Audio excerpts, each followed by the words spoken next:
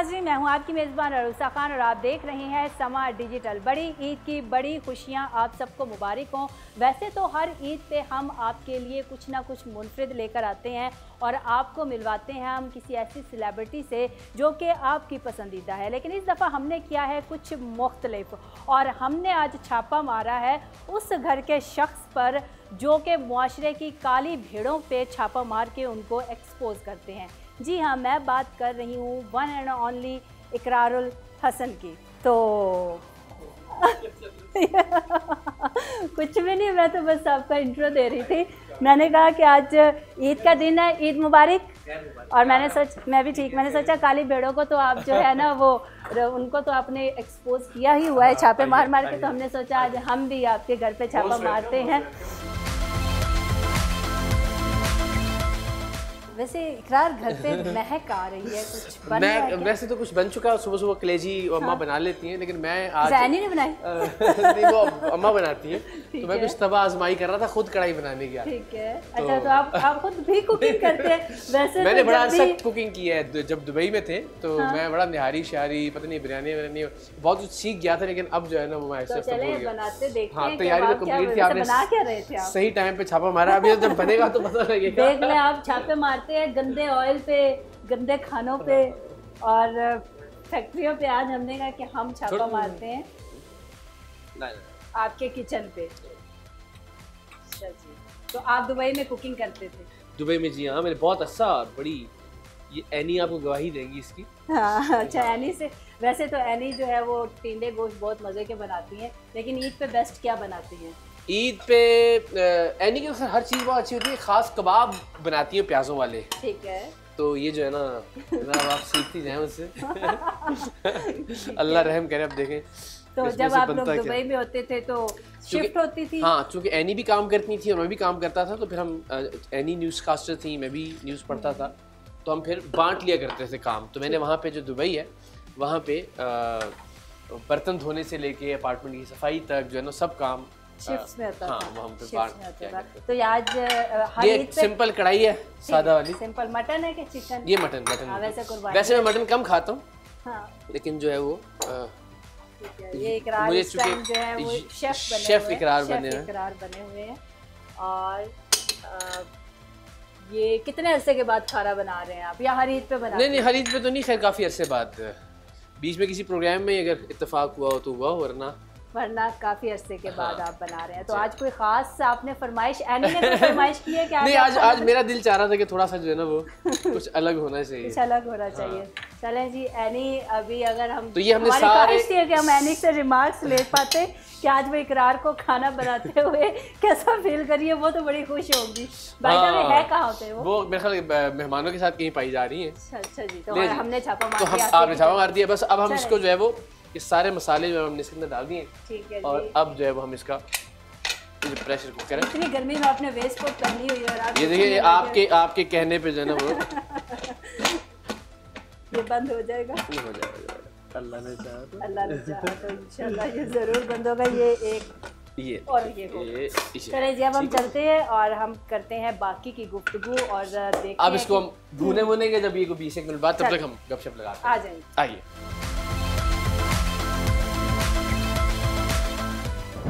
जब आप कराची से लाहौर शिफ्ट हुए तो आपके लिए एक बड़ा था कि आप कराची से लाहौर आ रहे हैं, लेकिन आते ही एक इंसिडेंट हो गया मीनार पाकिस्तान वाला। बिल्कुल इंसिडेंट हुआ, उसको लेकर आप पे काफ़ी ज़्यादा नेगेटिव कमेंट्स भी हुए, अभी तक स्टिल कभी कभार हो भी जाते हैं। ठीक है, एक आप पे जो आपको क्रिटिसाइज बहुत ज़्यादा किया गया, उसको आप किस तरह से देखते हैं? तब किस तरह से देखते थे? आपको लगता था कि अच्छा मैंने कर दिया है तो मुझे नहीं करना चाहिए था, या लोग ये कहते हैं कि एक पब्लिसिटी स्टंट था जो कि उसका ज़रूरत नहीं? मेरा ख्याल आज भी किसी भी शख्स से पूछेंगे ना कि इन एक्चुअल उसमें इकरारुल हसन ने क्या गलत किया था, तो शायद किसी के पास कोई जवाब नहीं होगा कि क्या उस बच्ची का इंटरव्यू नहीं करना चाहिए था, क्या किसी को ये इजाज़त है कि उस बच्ची को उसके कपड़े फाड़े, अगर उसका किरदार बुरा भी है बकौल कुछ लोगों के जो वीडियोस बाद में आना शुरू हुई। यानी मैं तो यहाँ तक कहता हूँ कि अगर खुदा न खास्ता एक तवाइफ भी है, अपना जिस्म बेचने वाली भी है, और सड़क के किनारे में पता होता है कि ये औरतें बदकारी के लिए खड़ी हैं,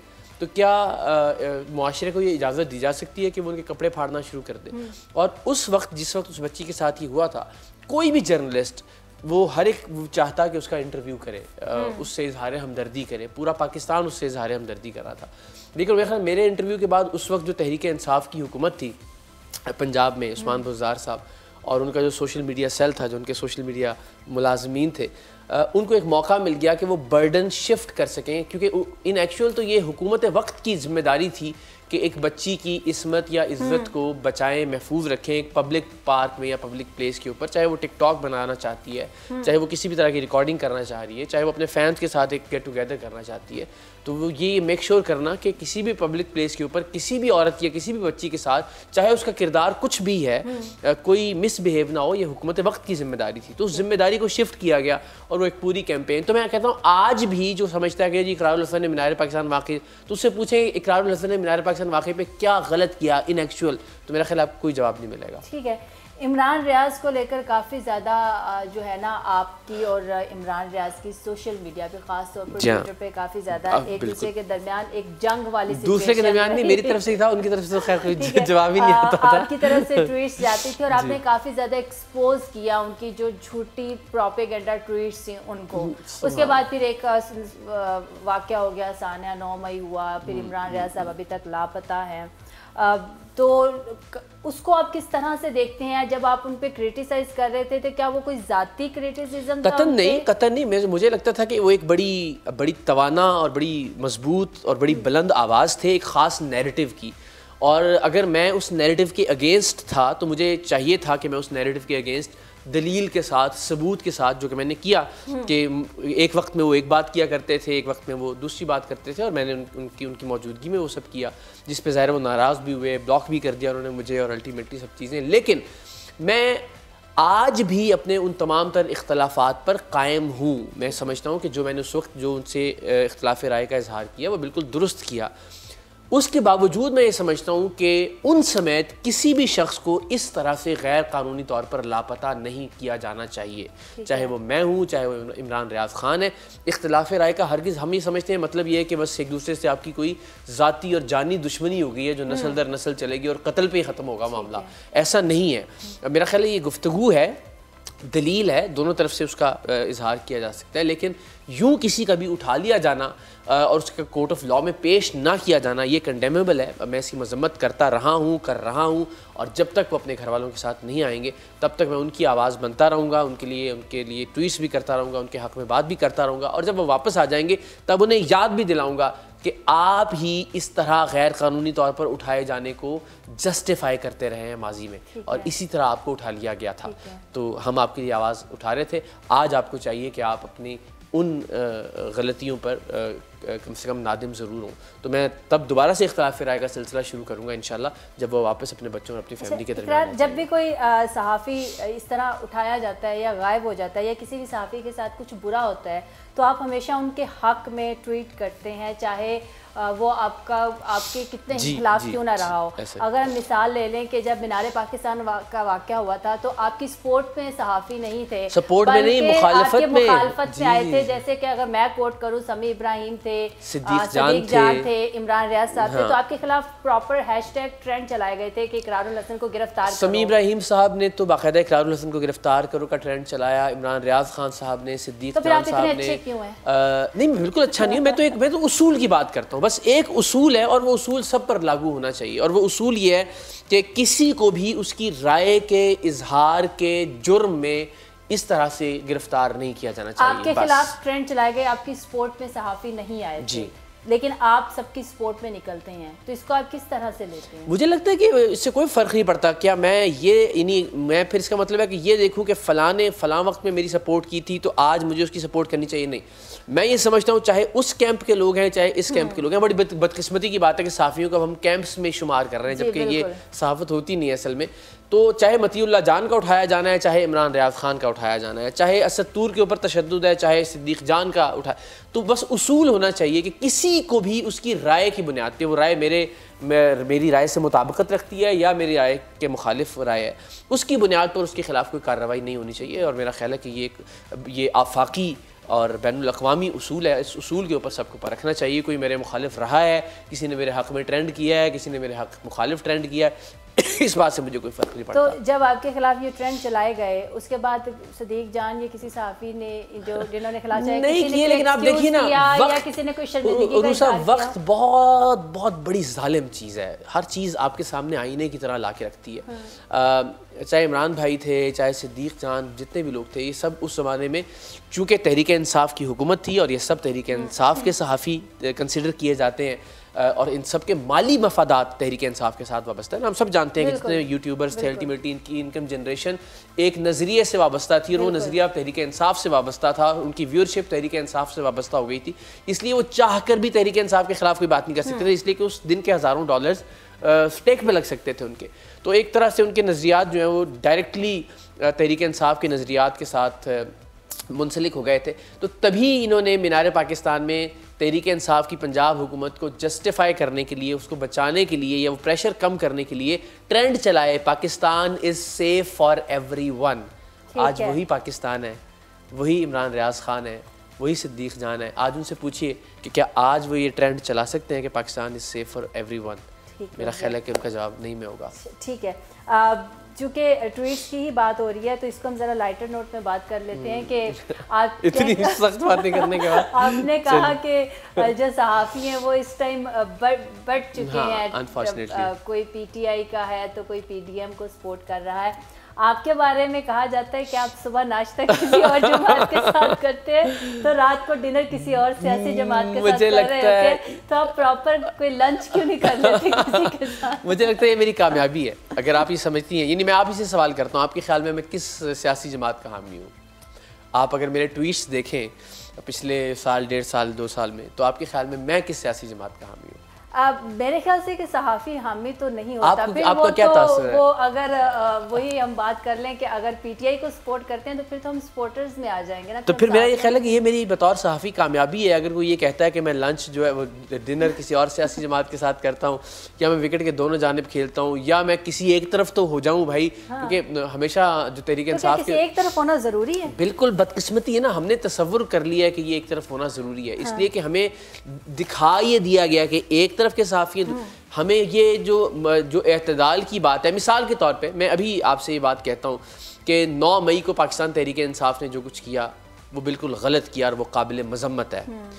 दूसरे सांस में मैं कहता हूँ कि पाकिस्तान तहरीक इंसाफ इस वक्त पाकिस्तान की मकबूल तरीन सियासी जमात है और अगर इलेक्शन होते हैं तो ये हर मुखालिफ सियासी जमात को खा पी जाएगी और आने वाली नस्लें भी इनकी याद रखेंगी कि इलेक्शन कैसे लड़ते हैं।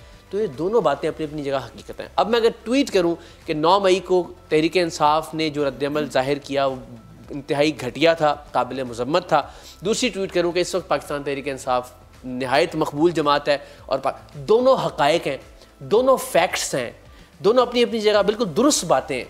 लेकिन एक से आप ये तासुर शायद लेंगे कि मैं पीडीएम ने मुझे पे किया है उसको काबिल मज़म्मत कहने के लिए, और एक से शायद आप तासुर लें कि शायद तहरीक इंसाफ ने मुझे पे किया है। तो मेरा ख्याल है सहाफ़ी का काम फैक्ट्स सामने रखना है और वो मैं हमेशा कोशिश करता हूँ कि सामने रखूँ, बल्कि मैं ओपन चैलेंज करता हूँ, मुझे आप किसी भी ट्वीट पे बताइए कि मैंने कोई खिलाफ वाक़या बात की हो। इसका मतलब है कि फिर आखिरी सहाफ़ी पाकिस्तान के आप ही होंगे, बाकी तो सपोर्टर्स में आ जाएंगे। इकरार, सारी ज़िंदगी इंसान सीखने के अमल पे रहता है और सारी ज़िंदगी वो अपने कदम कदम से सीखता भी है।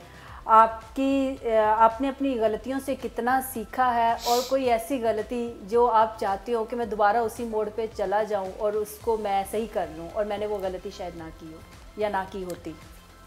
बेशुमार चीज़ें, मतलब अनगिनत ऐसी चीज़ें होंगी कि जिनको मैं कह सकता हूँ कि और मैं शायद पाकिस्तान का वो वाहिद सहाफ़ी हूँ जिसने जितनी बार माजरत पब्लिकली की है शायद ही किसी और ने की हो। और मैं चाहता हूँ कि इस मुल्क के अंदर ये रिवाज, ये रिवायत दवाम पकड़े कि लोग माजरत करें तो उन्हें सराहा जाए, बजाय इसके कि उनको ताने दिए जाएं बाद में कि तुमने तो उस वक्त फलां चीज़ के ऊपर जो है ना वो माफ़ी मांगनी थी। तो अनफॉर्चुनेटली तो माफ़ी मांगने के या अपनी गलती को तस्लीम करने के रवैयों की हौसला अफजाई करने की ज़रूरत है हमें।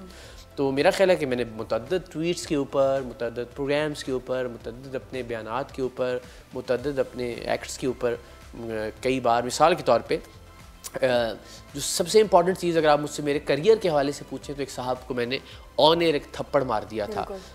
वो ऑन एयर से मुराद है कि वो ज़ाहिर है पब्लिकली थप्पड़ था, और कुछ लोगों ने रिकॉर्ड भी किया, वो वीडियोस भी फिर मंजर आम पर आई। जो एक 12 साल की, बल्कि वो 9 साल की बच्ची थी जब, तब से उन्होंने उसको ब्लैकमेल करना शुरू किया था, उसकी वीडियोस बनाई, और उसके बाद वो उस वक्त 12 बरस की थी जब हमने उसको उसके चुंगल से निकाला था, उसकी ब्लैकमेलिंग से निकाला था।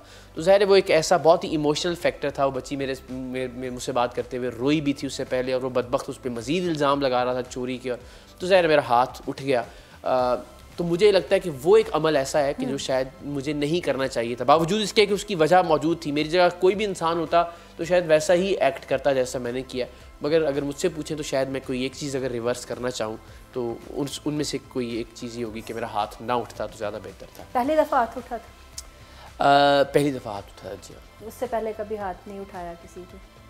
नहीं, आप यानी आप अंदाज़ा करें, लोग बाज़ वक़्त बच्चों को प्यार से ही कर देते ना, तो ये आप पहलाद से कभी पूछ लीजिएगा कि ऐसे कभी प्यार से भी कभी उसको यानी वो थपकी वाले अंदाज में भी कभी सवाल ही पैदा नहीं होता। यानी मैं शायद दुनिया का वो आखिरी इंसान होता, इसीलिए मैं कह रहा हूँ कि मेरी ज़िंदगी का जो सबसे बड़ा गिल्ट अगर आपने पूछा है तो वो हाथ उठाने वाला मामला ही है, जिसके बाद मैं समझता हूँ कि मैंने अपनी अथॉरिटी लूज़ कर दी है तशद्दुद के ऊपर बात करने की या लोगों के साथ इस तरह का रवैया रखने की। क्राइम शो की दुनिया में इकरारुल हसन से बड़ा नाम अभी तक नहीं आया, तो क्या सारी ज़िंदगी जो है वो लाइमलाइट में रहना है?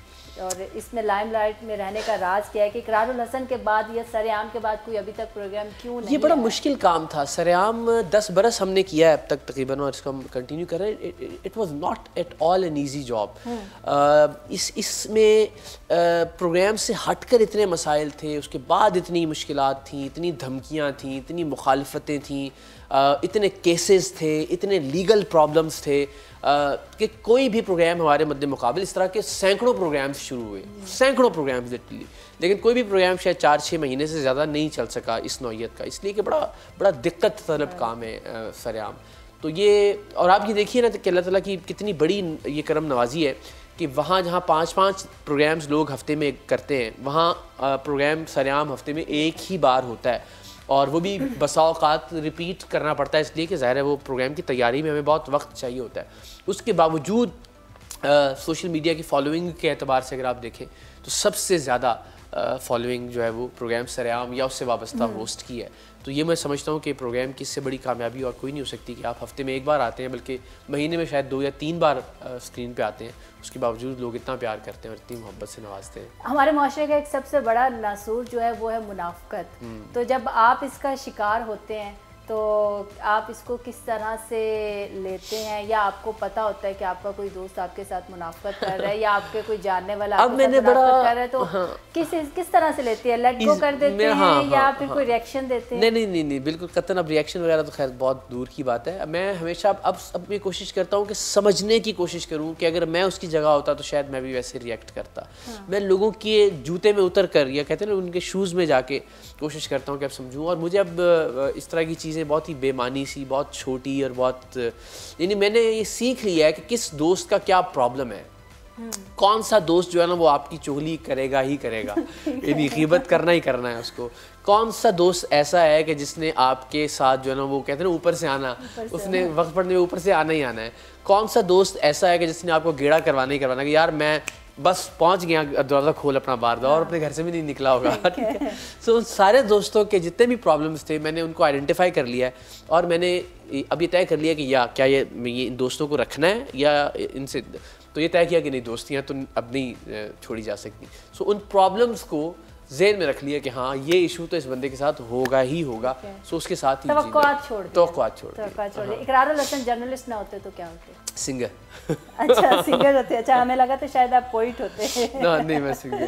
ठीक है। एक रात आप सोते हैं और अगले दिन सो के उठते हैं तो आप एक एक्टर होते हैं, तो कौन से एक्टर आप, चले ये ख्वाहिश आप पे छोड़ दी, एक्टर आप बन गए अगले दिन उठ के, मैं एक्टिंग कर ही नहीं सकता। मतलब दुनिया का सबसे मुश्किल काम जो होता है ना, वो जिस तरह ये रमज़ानुल मुबारक से पहले वो फ़ोटो शूट होती है कि जी वो यूं करके कर दें, तो यूं दबा करके तस्वीर बना दें, तो मुझे लगता है कि मैं जो आखिरी काम करता दुनिया में वो एक्टिंग होता, तो मैं एक्टिंग कर ही नहीं सकता। यानी मैं अपने ख्वाब में भी नहीं सोच सकता कि मैं वसीम बदामी अच्छे एक्टर है।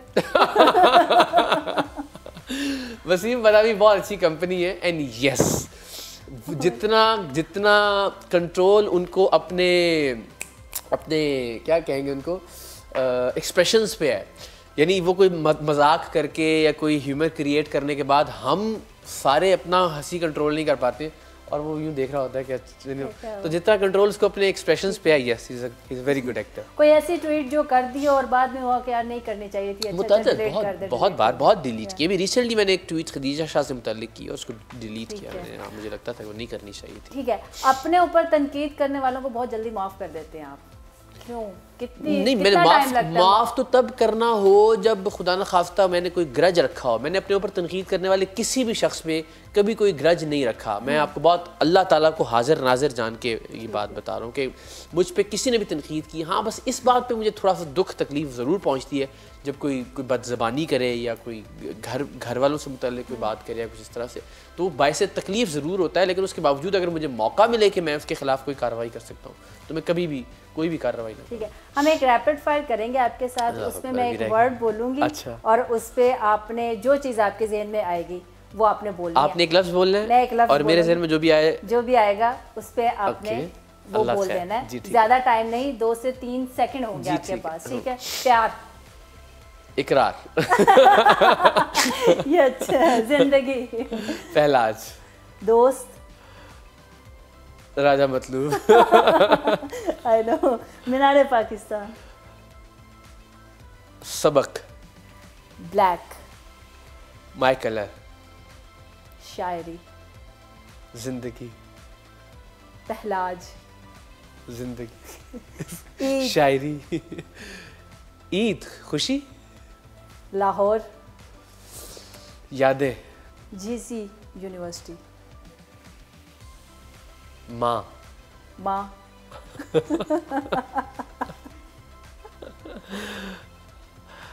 अगर माँ किसी लफ्ज में या किसी उसमें बयान की जा सकती होती तो मुझे लगता है एंड पे पाकिस्तान जिंदाबाद हमेशा इंशाल्लाह। बहुत शुक्रिया आपका। आखिर में अपने फैंस के लिए कोई मैसेज, कोई पैगाम? मैं खैर नहीं समझता कि मैं इस काबिल हूँ कि फैंस हों, लेकिन जो लोग फॉलो करते हैं उन सब के लिए कि बस इतनी नफ़रतें हो गई हैं हमारे माशरे में बदकिस्मती से, बिलखुसूस ये जो सियासी अफरा तफरी है, इन नफ़रतों को कोशिश करें ज़रा सा हम कम कर सकें, थोड़ी सी गुंजाइश रखें अपनी ज़िंदगी के अंदर कि यार दूसरे का नुक्ता नज़र भी सुन लेने में कोई हरज नहीं है, और इस बात का इम्कान भी रखें कि यार मेरा नुक्ता नज़र भी गलत हो सकता है। मैं ज़रूरी नहीं कि जो बात मैं कह रहा हूँ वही आखिरी हतमी फ़ाइनल और हक़ बात है। बदकिस्मती से हम ये नहीं समझते कि हम हक़ के साथ खड़े हैं, हम ये समझते हैं कि हम जिसके साथ खड़े हैं ना बस वो हक़ बन गया है। तो मेरा ये ख्याल है कि ये गुंजाइश अगर हम पैदा कर लें अपनी ज़िंदगियों में कि बात सुन लेनी चाहिए और अपनी बात कहनी चाहिए, और बात कहने और सुनने के अमल को दुश्मनी नहीं बनाना चाहिए, तो पाकिस्तान बहुत बेहतर हो सकता है। नाज़रीन, बड़ी ईद की बड़ी खुशियां हों और उन खुशियों में इकरारुल हसन के साहिबजादे पहलाज हसन हमारे साथ नाम हो, ये कैसे हो सकता है? तो अभी हमें ज्वाइन कर रहे हैं पहलाज हसन। और पहलाज आ जाएं जी, कैसे हैं आप? ईद मुबारक। ठीक हूँ, आपको भी बहुत बहुत ईद मुबारक। खैर मुबारक। बैठे जी। पहलाज, ईद कैसी गुजर रही है? अभी तक तो माशाल्लाह बहुत अच्छी गुजर रही है। हाँ। सारे भी खाना भी पक रहा है, इंशाल्लाह खाना भी है। हाँ। और दुख भी होता है कि बकरे ज़िबा हो गए लेकिन अब ना हम इतना टाइम नहीं उनके साथ स्पेंड करते हैं, अब हम जल्दी लेट से ले आते हैं। अच्छा, पहले तो हम 15-20 दिन पहले लाते थे, अब 2-3 दिन पहले लाते हैं, तो इतना इमोशनल कलेक्शन नहीं होता, बट स्टिल दुख होता है जब आप देखते हैं। अच्छा पहलाज, अक्सर देखा है, अक्सर नहीं बल्कि हमेशा से ही होता है, छोटी ईद हो बड़ी ईद हो, ट्रेनिंग होती है आपकी बाबा के साथ कपड़ों को लेके। ये तो लड़कियों का शोबा नहीं है, लड़कियां ट्रेनिंग करती हैं, अक्सर दोस्तें ट्रेनिंग कर रही होती है, बहनें ट्रेनिंग कर रही होती है, आपके बाबा के साथ ट्रेनिंग होती है, मामा के साथ क्यों नहीं होती? क्योंकि एक तो हम दोनों का फैशन सेंस बहुत सिमिलर है, मुझे भी कुर्ता शलवार पसंद है, बाबा तो उसके अलावा कुछ पहनते ही नहीं है। और रमज़ान में भी होता है कि जब हम ट्रांसमिशन में जाते हैं तो हम मैचिंग करते हैं, और इसीलिए हम ईद पे भी यही करते हैं, हमारे कपड़े भी सेम टू सेम होते हैं, और ऑब्वियसली फिर पिक्स भी अच्छी आ जाती हैं जो आप सोशल मीडिया मामा शिकायत नहीं करते कि मेरे साथ ट्रेनिंग क्यों नहीं करते? अब मतलब मम्मा के साथ मैक्सिमम हम कलर मैच कर सकते हैं, exact same to same dress तो नहीं कर सकते। अच्छा ठीक हो गया। वैसे पहलाज, हमारा इरादा था कि आपको ना ज़रा शेर व शायरी पे और उर्दू पे ज़रा तंग किया जाता, लेकिन चूँकि आई नो कि आप ज़रा भागते हैं इससे, तो हमें ये बताएं कि उर्दू में तो आप काफ़ी वीक है, तो फिर अलिफ ड्रामा कैसे किया था, कैसे डायलॉग्स याद किए थे, कौन हेल्प करता था? मैं वैसे उर्दू में वीक तो नहीं हूँ, बिकॉज अब अंटिल मैं जब 6 साल का था तब तक मैं उर्दू ही बोलता था, पर आहिस्ता आहिस्ता इंग्लिश मेरी डेवलप होती गई, तो अब मैं ज़्यादा इंग्लिश बोलता हूँ, बट मैं उर्दू में वीक नहीं हूँ। मेरी कितने नंबर आए हैं लास्ट? कितने मार्क्स? मेरा ऑलमोस्ट फुल बेसिकली। अच्छा, सो अब अलिफ में ये था कि बस आप मेमोराइज करो और डायलॉग बोल दो।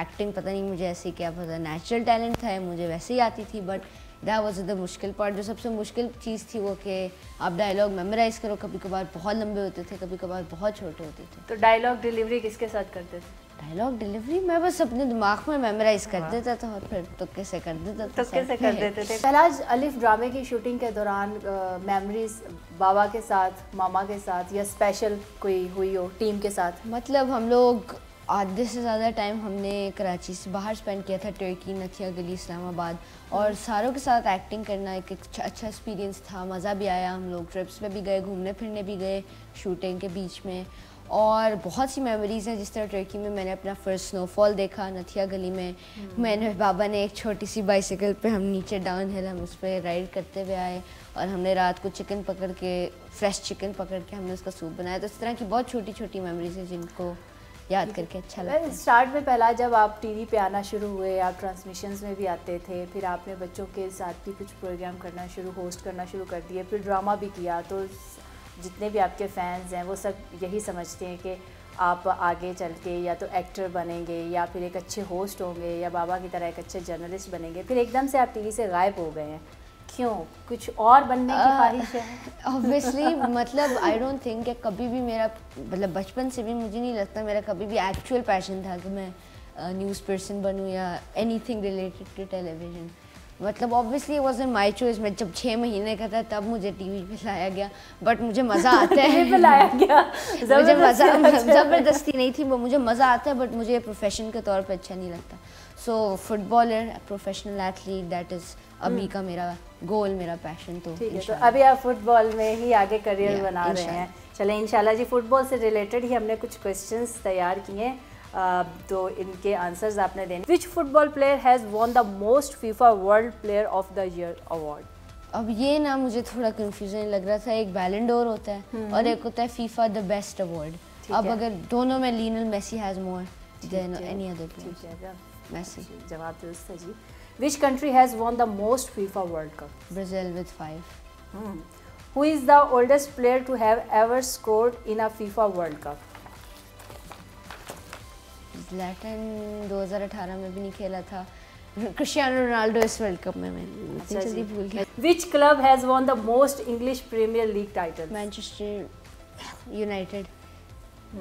ठीक है दुख होता है ये बोलते हैं। ठीक है। Which country has won the most European championships? I think France, if I'm not wrong, but 2. अच्छा, यहाँ पे इन्होंने जर्मनी और स्पेन दिया हुआ है। स्पेन एक जीती है, जर्मनी भी एक, हाँ, but I think France, maybe not. ठीक है जी। Who is the top scorer in the history of the English Premier League? Alan Shearer. Which player has won the most Ballon d'Or awards? Lionel Messi. Who is the fastest player to have scored 100 goals in the English Premier League? Oh, not Haaland. यार इस premiere league ना कोई 20-15 साल से चल रही है, and मैंने कोई 5-6 साल पहले देखनी शुरू की। आई थिंक वेन रूनी। अच्छा, हैरी केन दिया हुआ है तो हमारे प्रोड्यूसर हैं। हाँ, ठीक है। या पहलाज, बहुत शुक्रिया आपका। Thank you so much. अपने फैंस के लिए कोई पैगाम ईद के हवाले से? आप लोग ईद को एंजॉय करें और make sure to donate your meat. जो गरीब लोग हैं जो कि नहीं अफोर्ड कर सकते ये प्रिविलेज, और ऑब्वियसली खुद भी खाएं, मज़ा आता है। So thank you so much for watching. मैं अब जा रहा हूँ, मैं खाना खाने जा रहा हूँ। Thank you so much.